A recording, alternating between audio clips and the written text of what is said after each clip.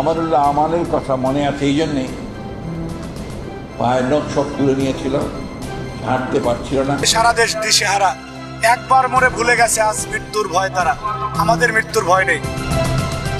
ইতিহাস সাক্ষ্য দেয়, অধিকার আদায়ের সংগ্রামে রাজপথ কখনো আপোষকামীদের মনে রাখে না, বরং ইতিহাস মনে রাখে তাদের যারা বুকের তাজা রক্ত আর যৌবনের শ্রেষ্ঠ সময় বাজি রেখে স্বৈরাচারের বুকে কাঁপন ধরায়।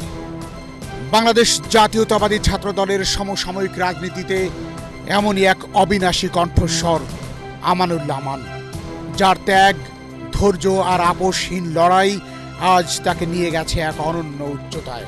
আমাদের মহাকাব্যের মহানায়ক, বিএনপির সংগ্রামী ভারপ্রাপ্ত চেয়ারম্যান জনাব তারেক রহমান। একটি আদর্শকে বুকে ধারণ করার অপরাধে আমানুল্লাহ আমানকে সইতে হয়েছে ইতিহাসের অন্যতম নিকৃষ্ট রাজনৈতিক নিপীড়ন।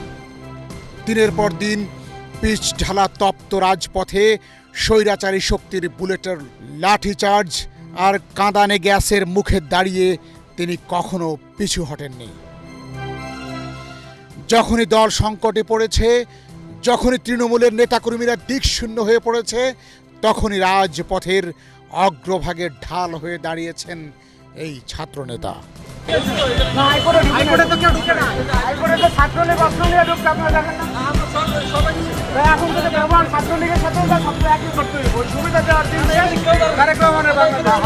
তার এই লড়াকু মনোভাবের কারণেই আজ তৃণমূলের মুখে মুখে প্রতিধ্বনিত হয় তিনি ছাত্রদল ও দেশ নায়ক তারেক রহমানের বিশ্বস্ত এক কামান।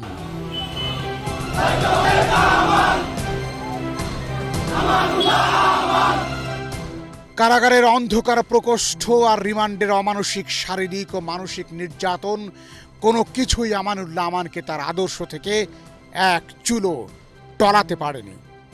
রিমান্ডের নির্মম টর্চার সেলে যখন ভেঙে পড়ে মানুষের শরীর ও মন, সেখানে আমান বারবার প্রমাণ করেছেন হাড়গোড় ভেঙে গুড়িয়ে দেয়া গেলেও জাতীয়তাবাদী শক্তির চেতনাকে কখনোই স্তব্ধ করা যায় না।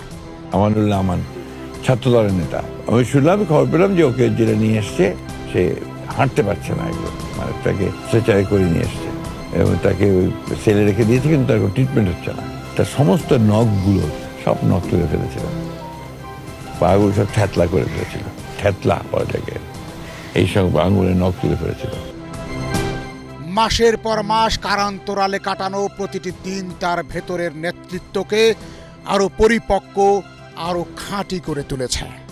তিনি স্বৈরাচারের বন্দিশালাকে বানিয়েছেন নিজের আদর্শের তপবন। আমানুল্লাহ আমানের মহত্ব শুধু রাজপথের লড়াইয়েই সীমাবদ্ধ নয়, সাম্প্রতিক সময়ে দেশের রাজনৈতিক অঙ্গনে তিনি এক বিরল ও অনুকরণীয় দৃষ্টান্ত স্থাপন করেছেন। তার রাজনৈতিক প্রজ্ঞা, অসাম্প্রদায়িক চেতনা এবং পরিচ্ছন্ন রাজনীতির দর্শন আজ তাকে মত ও পথের ঊর্ধ্বে নিয়ে গেছে।